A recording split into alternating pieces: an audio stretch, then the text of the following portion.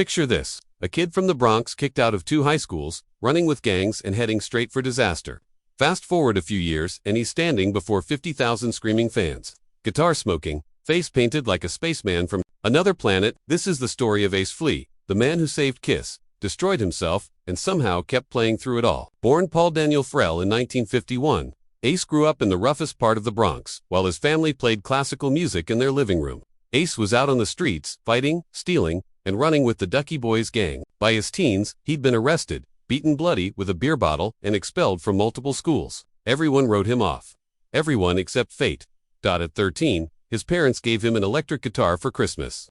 No lessons, no teacher, just raw instinct and a hunger for something louder than the chaos around him. While his friends fell into drugs and crime, Ace locked himself away with that guitar, teaching himself riffs from Rix and Led Zeppelin. "I wasn't born to be taught," he'd later say. "I was born to hear the guitar and make it explode." In 1972, a strange ad appeared in the Village Voice rock band. Seeking lead guitarist, Gene Simmons and Paul Stanley were building something new. Ace showed up late, wearing mismatched socks and looking like he just landed from space. But when he plugged in and played, everything changed.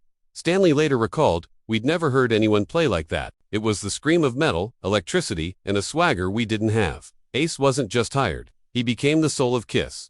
He designed their iconic logo, created the Spaceman persona, and delivered the guitar sound that made Kiss dangerous. Songs like Cold Gin, Shock Me, and Rocket Ride weren't just music, they were sonic explosions. In 1978, when all 4 members released solo albums, it was Ace's that surprised everyone. His cover of New York Groove became a hit, proving the quiet spaceman could shine on his own. But success came with a price. As Kiss became a corporate machine. Toys, comics, merchandise, Ace felt trapped. He'd joined a band to play guitar, not to become a cartoon character. The wild rebel who escaped the Bronx streets now found himself imprisoned by fame. Alcohol became his escape. He'd show up drunk to sessions, skip meetings, and disappear for days.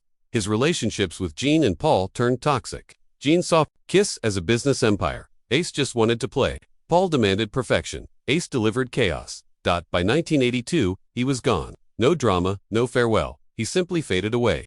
The years that followed were dark. Failed bands, addiction, financial ruin. In 2013, he lost his home to foreclosure. By 2024, he couldn't even renew his passport due to unpaid taxes. But here's the thing about Ace Frehley: he never stopped playing. His 2009 album, Anomaly, shocked critics with its raw authenticity. Space Invader Origins and his latest 10,000 Volts proved that even in his 70s, he could still deliver riffs that made younger guitarists jealous. Today, Ace Frehley stands as rock's ultimate survivor.